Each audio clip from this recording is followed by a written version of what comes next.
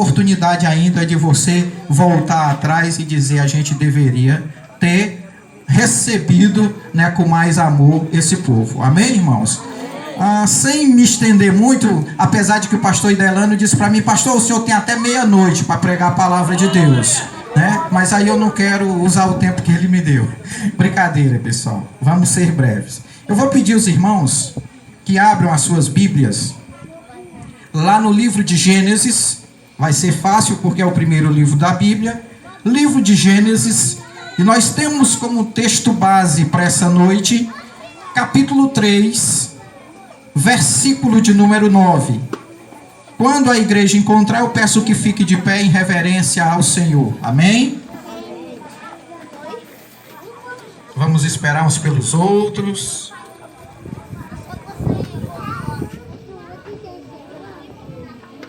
Glória a Deus. O texto diz assim: Gênesis capítulo 3, versículo de número 9. E chamou o Senhor Deus a Adão e disse-lhe: onde estás? E chamou o Senhor Deus a Adão e disse-lhe: onde estás? Amém? Pode sentar, irmãos. O texto é só esse para a nossa meditação.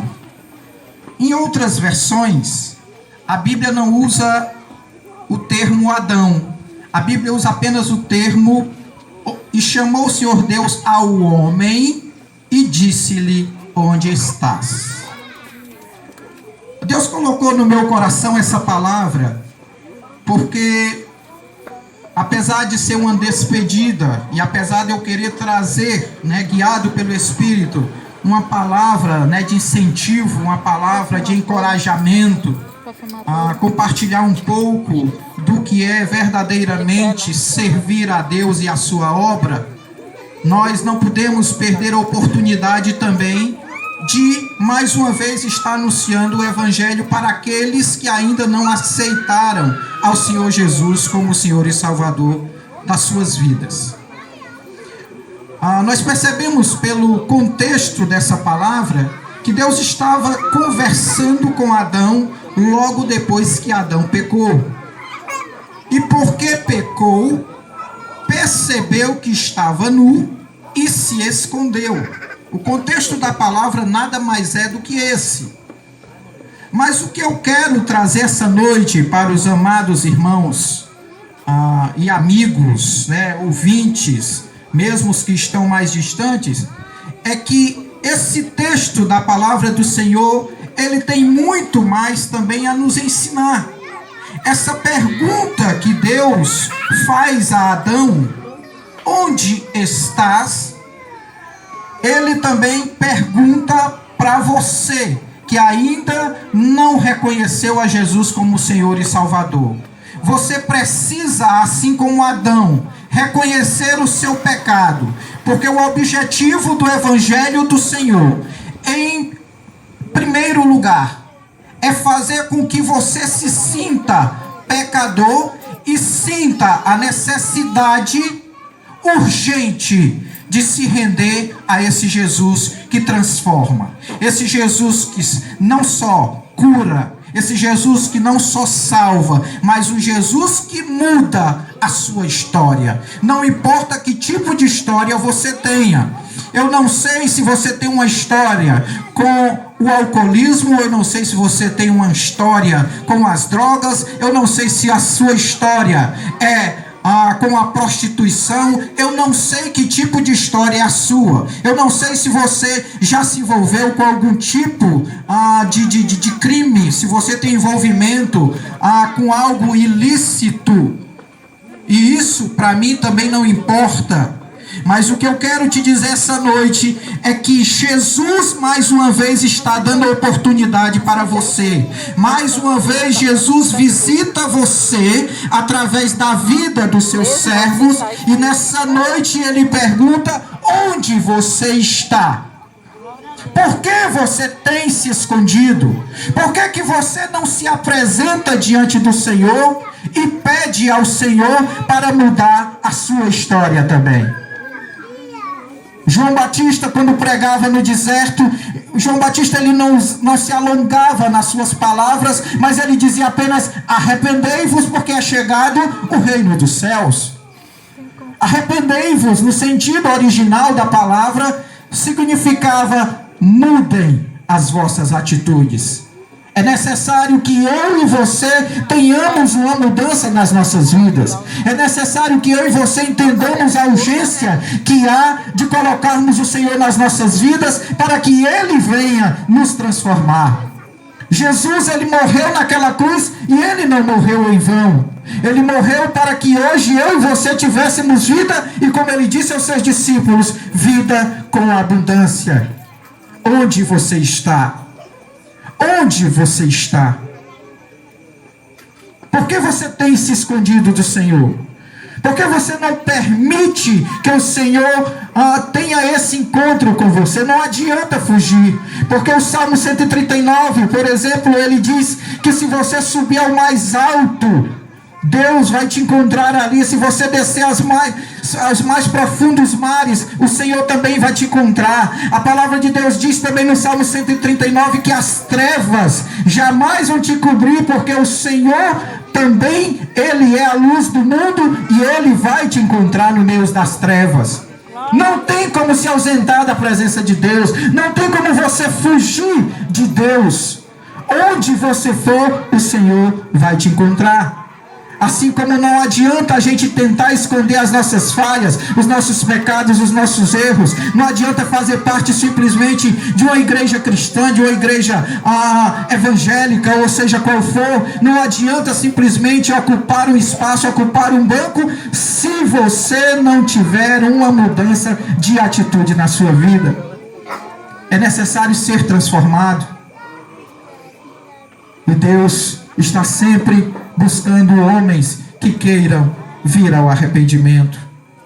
Deus está sempre perguntando: onde você está? Em Gênesis, no capítulo 4, versículo 10, há também um outro versículo que eu quero também trazer para você nessa noite. Gênesis 4:10, que diz assim: que fizeste? A voz do sangue do teu irmão clama a mim desde a terra. Que fizeste? A voz do sangue de teu irmão clama a mim desde a terra. Jesus, Ele foi moído pelas nossas transgressões. Isaías capítulo 53, a palavra de Deus nos diz que Jesus tomou sobre si as nossas enfermidades, as nossas dores, as nossas doenças. A palavra de Deus também diz ali naquele mesmo capítulo que o castigo que nos traz a paz estava sobre ele, pelas suas pisaduras fomos sarados. Jesus morreu por mim e por você. Jesus derramou o seu sangue precioso por mim e por você. Nós somos responsáveis por aquele sangue, embora Jesus não nos faça cobrança. Mas Ele entregou a sua vida com o propósito de que hoje eu e você, através dele, somente dele, pudéssemos voltar à comunhão com o Pai. Porque a palavra de Deus, ela diz, através de Jesus, Ele disse: eu sou o caminho, a verdade e a vida. Ninguém vem ao Pai a não ser por mim. Eu sou o caminho, a verdade e a vida. Ninguém vem ao Pai a não ser por mim. Não existe atalhos. Não existe outros meios de você se achegar a Deus. Não existe outro intermediário, porque a palavra de Deus também diz que só um é legislador e juiz. Jesus Cristo, somente Ele morreu por mim e por você. E esse sangue que Jesus derramou naquela cruz também pesa sobre as nossas vidas. É nossa responsabilidade valorizarmos o sacrifício de Jesus. E Ele convida você, meu amado irmão. Ele convida você, ouvinte. Ele convida você, pecador. Todos nós somos pecadores e necessitamos entender a necessidade que nós temos de aceitar a Jesus como o único e suficiente Salvador. Se você não sentir no seu corpo a miséria do pecado, você nunca vai se achegar a Deus. Nunca. É necessário que nós choremos as nossas misérias. É necessário que a humanidade entenda que são pecadores e destituídos estão da glória de Deus. Não se pode ser salvo se não pedir a Jesus perdão pelos seus pecados. Romanos, lá no capítulo 10, a Bíblia diz que com o coração você pode crer, mas com a boca você confessa. E na medida que você confessa, não se trata apenas também simplesmente de verbalizar isso, mas é necessário que quando você confessa a Jesus como Senhor e Salvador da sua vida, você sinta uma diferença, você sinta a presença gloriosa do Espírito Santo, e esse Espírito, ele passe a transformar a sua vida, ele encontre a abertura. O seu coração precisa estar dilatado para receber essa presença gloriosa e poder causar uma transformação em você. O sangue de Jesus está clamando. Jesus se sacrificou por mim e por você. Pastor, mas esse texto está falando do assassínio, de quando Caim matou Abel. Eu sei, meus irmãos, eu estou contextualizando para vocês. Mas o sangue de Jesus foi derramado em favor de cada um de nós. É necessário que nós aceitemos a Jesus como Senhor e Salvador das nossas vidas. Se você quer se redimir, se você quer ser transformado, se você quer uma oportunidade de se voltar, se você quer voltar à presença de Deus, se você quer se reconciliar, se você quer ter um encontro, se faz necessário que você entenda que Jesus fez esse sacrifício. Amém?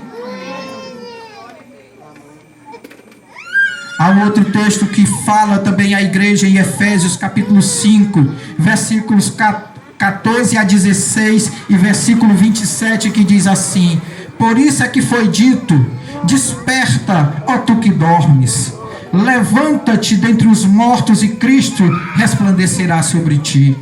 Tenham cuidado com a maneira como vocês vivem, que não seja como insensatos, mas como sábios, aproveitando ao máximo cada oportunidade, porque os dias são maus, e apresentá-la a si mesmo como igreja gloriosa, sem mancha nem ruga ou coisa semelhante, mas santa e inculpável. Essa palavra também é para nós. Essa é uma palavra para a igreja, mas essa palavra se aplica a você também, pecador. Você não pode viver negligenciando as oportunidades que o Senhor tem te dado. Eu observo e admiro, eu fico feliz. Eu estava conversando com o irmão Martins ali, antes de começar o culto, e dizendo para ele da alegria que eu vejo, que eu tenho, quer dizer, quando eu vejo jovens como esses, né, esses meninos da EMAD, que abandonam as famílias, abandonam alguns sonhos, alguns projetos de vida para se dedicarem à obra de Deus. Você vê, a Vanessa saiu lá de Cabo Verde, lá na África, para vir passar esse tempo aqui em Fortaleza, se preparando para fazer a obra de Deus. E outros aí de outros estados, como eles disseram, jovens, muitos hoje em dia só pensam em terminar os estudos, e ingressa numa faculdade, tem uma formação acadêmica, e o sonho deles é ganhar dinheiro, é ter um carro, é casar, é fazer isso, é fazer aquilo. E esses jovens, eles abriram mão de muitos desses projetos para viverem, para fazer a vontade de Deus. Então, é necessário que a gente atente para isso, porque eu venho de um tempo, eu me converti muito novo ainda, eu tinha por volta dos meus 18 anos quando aceitei a Jesus, hoje eu já estou com 51. A mulher que Deus colocou na minha vida, que está sentada ali atrás, eu conheci ela, ela tinha 15 anos, eu tinha 17.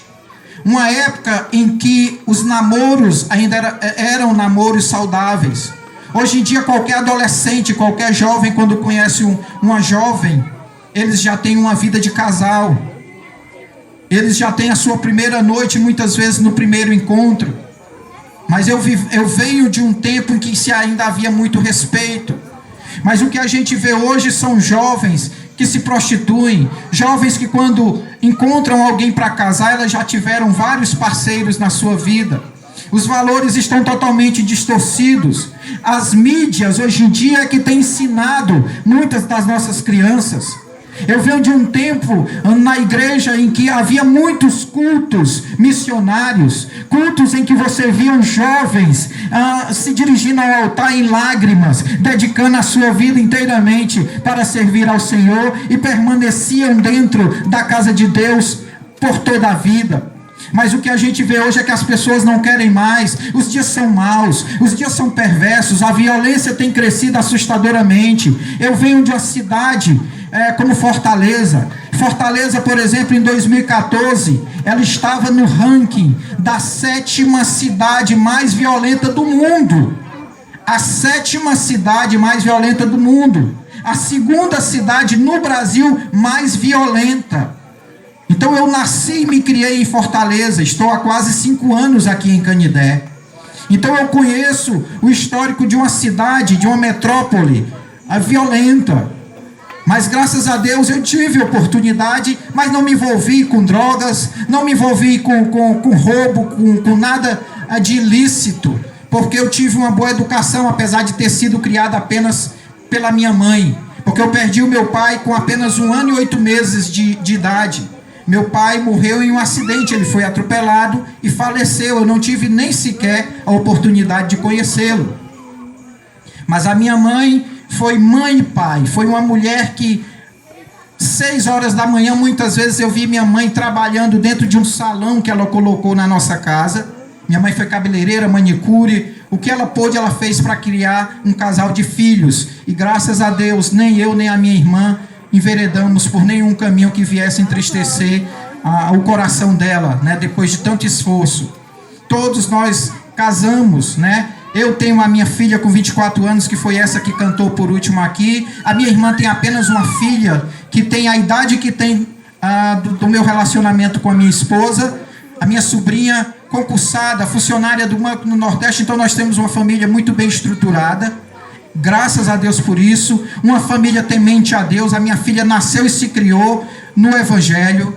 E para vocês terem uma ideia, eu não sei quantos aqui vão se escandalizar com o que eu vou dizer, mas só para vocês terem a noção de que quando você sabe educar, quando você sabe instruir os seus filhos, porque não adianta eu vir com essa desculpa: pastor, mas é porque o senhor vem de um outro tempo. Pastor, mas antigamente era mais fácil de educar os filhos. Não, meu irmão, não venha com essa história para mim. Não venha com essa história para mim. Quando você vê um problema com uma criança, o erro começa dentro de casa. Hoje em dia, a gente vê crianças que muito cedo os pais entregam um celular para ficar livre, para não ter que estar brigando, para não ter que estar correndo atrás. E isso não justifica. E a palavra de Deus, ela nos diz lá no livro de Provérbios: ensina a criança o caminho que ela deve andar, e ainda quando envelhecer não se desviará dele. Então o que eu quero dizer para você é que a minha filha foi criada nos caminhos do Senhor desde cedo, cresceu dentro da igreja, assistindo culto, frequentando escola bíblica dominical, e nunca a minha filha me deu uma dor de cabeça, minha filha nunca me deu uma preocupação. Minha filha com 24 anos, ela só teve um namorado, e eu não lembro nem quanto tempo, mas eu acho que não durou 2 anos, e era aquele namoro decente, né? E a gente sempre teve uma relação muito aberta, de conversar e abrir o jogo em todos os aspectos, da maneira como eu fui criado. A minha mãe não tinha essa de, é muito pequena ainda, eu não vou falar sobre isso não. Minha mãe falava abertamente comigo, então eu fui muito bem orientado. O que eu disse para vocês, queria dizer que talvez pode até escandalizar alguns irmãos aqui, mas eu vou dizer. Eu cheguei uma vez para minha filha, porque geralmente as pessoas pensam assim: a menina nunca se desviou, nunca foi uma festa, porque talvez seja um pai carrasco, talvez pressione, marca colado, não pode isso, não pode aquilo. Nunca pergunte para ela. Nunca precisei fazer isso, nem eu, nem a minha esposa. Vocês sabem o que foi que eu propus à minha filha uma vez? Eu cheguei para ela e disse: minha filha, no dia que você quiser conhecer uma boate, no dia que você quiser conhecer uma casa de show, no dia que você quiser ir a uma festa mundana, diga para mim, que eu levo você só para você conhecer o contexto, para você saber que não vale a pena. Eu cheguei a fazer essa proposta para ela. Sabe o que foi que ela disse para mim? Eu não preciso disso, pai. Eu já sei o que acontece lá e eu não tenho curiosidade nenhuma. Então tá aí a minha filha com 24 anos servindo a Deus. Tem sido uma bênção, nunca me deu dor de cabeça, nunca nos desobedeceu, nunca me respondeu, nunca gritou comigo. Tudo isso são coisas que foram feitas desde que ela começou a ter entendimento. Porque a palavra de Deus, ela tem esse segredo. A palavra de Deus, ela é um manual de vida. A palavra de Deus, ela tem instrução para tudo que você puder imaginar. Agora, qual é o problema? As pessoas não conhecem a palavra de Deus. Muitas pessoas são religiosas. Existem inúmeras pessoas que você vai falar de Jesus, eu já tenho Jesus. Agora, o Jesus delas, muitas vezes é aquele Jesus que está pregado numa cruz ainda, nunca desceu dali. O Jesus dela é aquele Jesus que está mais para Papai Noel do que para Jesus, porque quando elas querem alguma coisa, elas vão lá e dizem, Jesus, eu estou precisando disso, Jesus, eu estou precisando daquilo. Aí Jesus tem que fazer, porque se não fizer, aí não é bom, não me ouve, porque as coisas não dão certo na minha vida. Então é sempre aquele jogo de interesse. Mas eu venho de um tempo em que as igrejas se preocupavam. Hoje em dia o que a gente vê são crianças se prostituindo, crianças que nem se formaram ainda. Antigamente a gente via essas crianças dentro da igreja, participando, né, dos cultos infantis, participando de atividades como esses jovens promoveram aqui, promoveram lá na Boa Vista, promoveram aqui dentro da cidade de Canindé. Mas muitos deles não têm interesse. Por quê? Porque os pais não ensinam, porque os pais não querem também esse compromisso com o Senhor e com a sua palavra. Mas é necessário, meus amigos, meus irmãos, pessoas que nos ouvem, que vocês entendam que os dias são maus. O tempo está se abreviando. Jesus já está às portas. Embora você possa até dizer, pastor, isso eu ouço desde que eu nasci. Isso é verdade.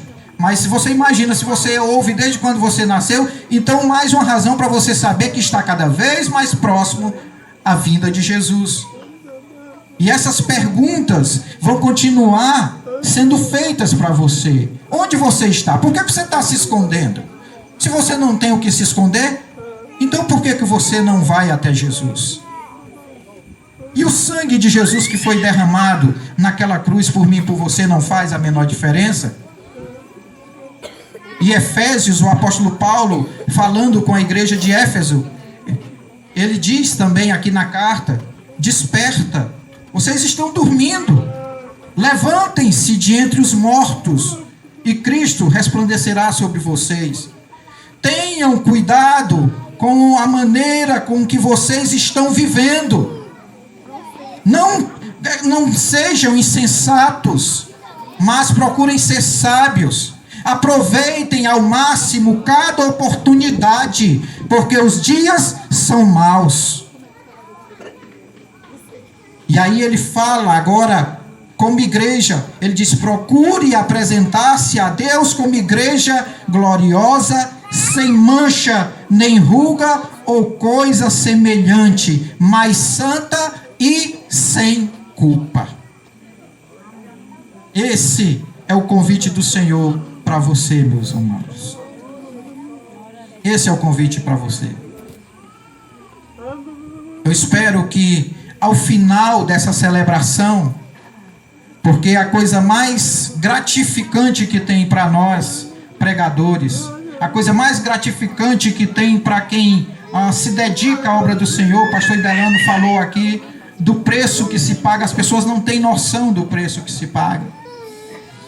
Muitas vezes nós saímos da nossa zona de conforto, nós saímos do nosso comodismo, porque nós entendemos que o Senhor tem um chamado para as nossas vidas, e nós não podemos negligenciar. Eu me lembro que eu, muito jovem ainda, eu fiz a seguinte oração. Eu disse, Senhor, se tu quiseres, me usa na tua obra, porque eu estou disposto a pagar o preço. Eu estou disposto a pagar o preço. Mas eu confesso uma coisa a vocês, meus irmãos. Quando eu fiz essa oração, eu não tinha noção do que era pagar o preço. Eu não tinha noção. Com o passar dos anos, eu fui entendendo o que é pagar o preço.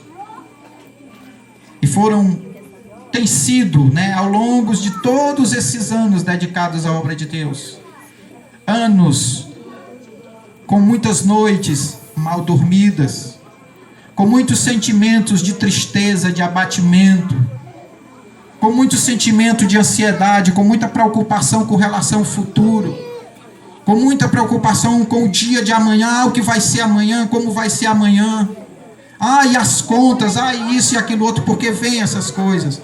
E aí, sem contar que a gente se dedica tanto às pessoas, e aí a gente também vê a ingratidão de muitas delas. Mas Jesus, ele é tão real. Jesus, ele é tão presente na vida daqueles que o buscam de todo o coração. Jesus, ele é tão, é tão vivo, é algo que você sente assim de uma forma tão sobrenatural. Muitas pessoas não entendem quando a gente fala de Jesus assim como se fosse alguém que a gente conhecesse tão de perto. Mas nós conhecemos Jesus de perto, porque nós tentamos viver em comunhão com Ele. Nós vivemos uma busca intensa com Ele. Você não sente esse Jesus porque você não busca. Você não sente a presença de Deus tão profunda na sua vida porque você não faz por onde sentir essa presença. E em muitos dos momentos angustiantes, os momentos de prova, de tribulação, os momentos de ingratidão que eu já enfrentei na minha vida, quando vem aquele abatimento, quando vem, aquele sentimento de desistência, o Senhor sempre se revela através da sua palavra. Agora, há bem pouco tempo, nós temos vivido tempos bem complicados, né, com algumas pessoas. Mas a palavra de Deus, Jesus, ele diz para nós. Você, por exemplo, muitas vezes senta com uma pessoa na mesa da sua casa. Quando você leva essa pessoa para um almoço, para um jantar, para uma coisa tão íntima. E quando você menos espera, essa pessoa lhe apunhala pelas costas. Esse sentimento de traição de alguém tão próximo a você, de alguém tão íntimo de você. E Jesus, ele diz para nós assim: eu também fui traído. Quem me traiu também sentava comigo à mesa. Quem me traiu sentava comigo tão próximo que metia a mão junto comigo no prato. Eu fui negado também. Eu fui perseguido. Eu fui ultrajado. Eu fui maltratado.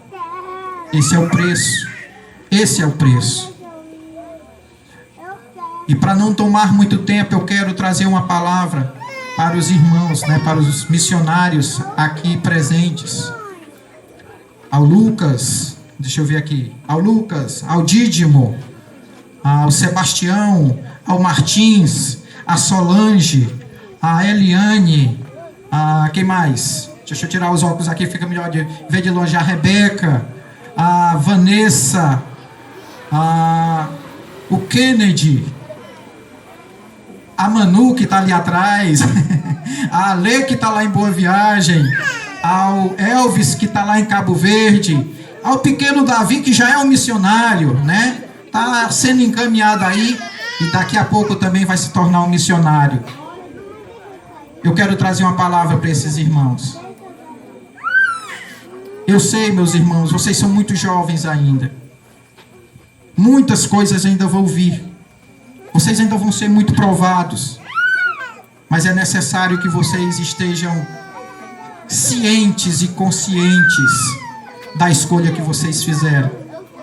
O diabo, ele vai tentar de todas as formas distorcer todos os valores que vocês têm aprendido durante esses anos. Muitos vão se levantar contra você. Muitos que se dizem seus amigos vão tentar fazer vocês desistirem da escolha que vocês fizeram. Mas eu quero dizer uma coisa para vocês. As lutas vão vir, as provas vão vir, vão ser muitas. Sim, vão ser muitas. Vai haver momentos em que você vai estar enfrentando um problema, você vai orar e a impressão que você vai ter é que Deus não está te ouvindo. A impressão que você vai ter é que Deus não está escutando a tua oração. Mas o livro do profeta Daniel, ele nos ensina, através de Daniel e dos seus companheiros, duas lições preciosas. Muitas vezes vocês vão se sentir dentro da cova dos leões, com os leões. Deus não vai tirar vocês da cova, mas Ele vai estar com vocês na cova. Ele vai estar com vocês dentro do problema. Vocês vão se sentir na fornalha. Vocês vão orar e Deus não vai livrar da fornalha, mas Ele vai passear com vocês dentro da fornalha. Ele vai dizer para vocês: eu estou com você nesse problema. Eu sei que a luta é grande, eu sei que você está querendo desistir, mas não desista, eu estou aqui com você. Eu sempre que falo essas coisas, eu lembro de uma jovem que nós conhecemos ainda na época que éramos discipuladores na igreja Bethesda, a quem nós dedicamos 19 anos. E eu conheci uma jovem que ela era casada com uma pessoa da Polícia Federal, que na vez que nós tínhamos uma ficha de inscrição, que nós pedíamos que as pessoas descrevessem um pouco da vida delas. E ela colocou lá e a gente percebeu que aquela jovem enfrentava problemas bem complicados. E nós entramos em contato e perguntamos se ela precisava de ajuda, se ela gostaria de conversar, e ela prontamente disse que tinha necessidade e urgência. Praticamente poucas horas depois do telefonema, ela estava ali junto com a gente. E nós conversamos com aquela jovem e ela disse: Clécio, a minha vida, o meu marido é esses marajás que você ouve falar por aí. O meu marido é um superpoderoso de dentro da Polícia Federal. A minha família não sabe o que eu sofro nas mãos desse homem. Ela tinha uma marca, uma cicatriz aqui no rosto, de um murro que ela tomou desse homem. E ela caiu, ela estava com um filho de colo deles, que não tinha nem um ano na época. Ela caiu com a criança no colo e isso aqui dela cortou. E nesse dia nós passamos mais de 2 horas conversando com essa jovem, a Andréia. Na época ela tinha 28 anos. E nós tratamos ali, nós conversamos, nós trouxemos Jesus para ela. A Andréia se rendeu ao Senhor e a Andréia se firmou na igreja. Alguns anos depois ela sumiu e nós ficamos pensando o que teria acontecido. E anos depois nós reencontramos a Andréia na igreja. E eu fui conversar com ela e perguntei: Andréia, como é que está a sua vida? Ela disse: Clécio, a minha vida continua a mesma coisa que eu contei para vocês. Só tem uma diferença. Hoje eu sei que tem alguém que segura na minha mão. Ou seja, os problemas continuavam ali, mas a Andréia agora sabia que podia contar com Jesus. Então Jesus é esse que vai sempre estar acompanhando vocês. Então, para os jovens, para a gente encerrar, irmãos, que eu acho que eu até já extrapolei o tempo. O mesmo texto que eu li no início, Gênesis 3:9, que diz: e chamou o Senhor ao homem e disse-lhe: onde estás? Essa mesma pergunta Deus está fazendo para nós, igreja. Para nós, igreja. Porque a igreja também é culpada de muita coisa que tem acontecido. Como eu disse para vocês, eu venho de um tempo em que a igreja era mais ativa, um tempo em que a igreja se dispunha mais, um tempo em que a igreja saía das 4 paredes. Mas o que a gente vê hoje são igrejas crescendo em número, crescendo em luxo, e pouco se faz para o crescimento do reino do Senhor. Pouco se faz para atrair pessoas a Cristo. E Deus está perguntando para a igreja: onde você está? Por que você não está fazendo alguma coisa? Por que você não faz alguma coisa? Mas está aqui alguns jovens que, diferente dessa maioria, está se dispondo a trazer o reino de Deus para a vida de pessoas, como pessoas da comunidade Altino Ferreira. O sangue de muitos também tem clamado a Deus, exatamente porque muitos têm morrido sem Jesus, porque eu e você muitas vezes nos calamos. Tem muita gente, por exemplo, que quando se fala em missões dentro da igreja, nasce no coração aquele desejo mais orgulhoso, mais presunçoso, aquela vaidade. Eu quero ser missionário, eu quero ir para a África. Eu quero ser missionário em outro país, eu quero ir para a Suécia, eu quero ir para a Holanda, eu quero ir. Muitas vezes não faz missão nem a 1 metro da casa deles. Nunca ganharam alma para o reino de Deus, mas acham que se for para a África, se for para não sei aonde, vão ser missionários. E isso é pura vaidade. Você tem que se dedicar ao Senhor e tem que começar onde você está. O que é que você tem feito para o reino de Deus? O sangue de muitos tem clamado porque eu e você nos calamos. Muitos têm morrido sem Cristo porque eu e você nos calamos. Aqueles jovens que outrora estavam dentro das igrejas, hoje estão beirando as esquinas, matando, roubando, se prostituindo, porque muitas vezes a igreja se cala. É necessário que você se disponha, assim como esses jovens. Isaías, por exemplo, quando estava ali no capítulo 6, versículo 8, Isaías ouviu a voz do Senhor conclamando, e ele ouviu aquela voz que dizia: quem enviarei? Quem irá por nós? E Isaías prontamente ele disse: eis-me aqui, envia-me a mim. É isso que Deus quer ouvir de mim, de você, igreja. É isso que Deus quer ouvir de mim e de você, jovem. A você que está nos seus primeiros passos na igreja. Não queira ser apenas um crente de banco. Não queira ser aquela pessoa apenas que está ocupando espaço na igreja. Mas faça a diferença onde quer que você coloque a planta dos seus pés. Porque foi para isso que o Senhor chamou a cada um de nós. Deus tem procurado homens que cumpram os seus chamados. Nu me escondi. Você está despido de quê? Faltam obras. E a principal delas é a mensagem do Evangelho. E você, por negligência, você tem se escondido. Que fizeste? A voz do teu irmão clama da terra a mim. O que é que você tem feito pela igreja? O que é que você tem feito pelos perdidos? Qual é a sua contribuição para que, em vez de muitos estarem morrendo no pecado, eles possam vir a se render ao Senhor? O que é que você tem feito? Qual é a sua contribuição? É necessário que você atenda ao chamado do Senhor. E para você que ainda não aceitou a Jesus, meu irmão, não espere mais. Você nunca sabe se ainda vai ter uma oportunidade. Nós não sabemos o dia de amanhã.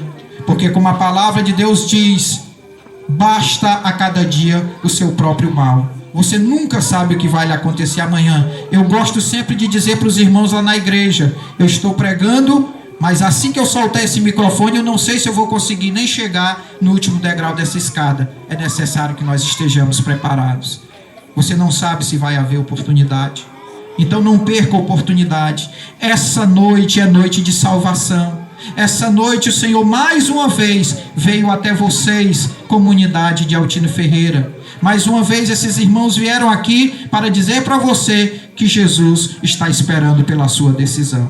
Então, se você ainda não aceitou a Jesus, eu gostaria de perguntar nessa noite: alguém aqui que ouviu essa palavra, que ainda não é crente, gostaria de aceitar a Jesus? Ou se reconciliar, como o pastor Idelano está lembrando aqui?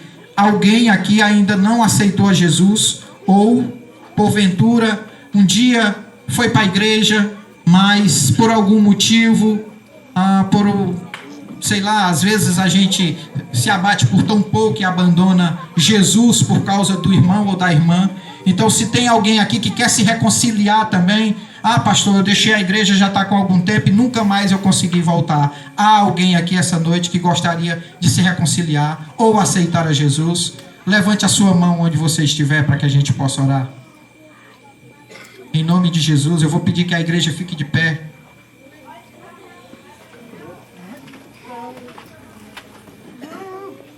Eu vou pedir que os irmãos baixem a cabeça e fechem os olhos. Eu vou fazer uma oração.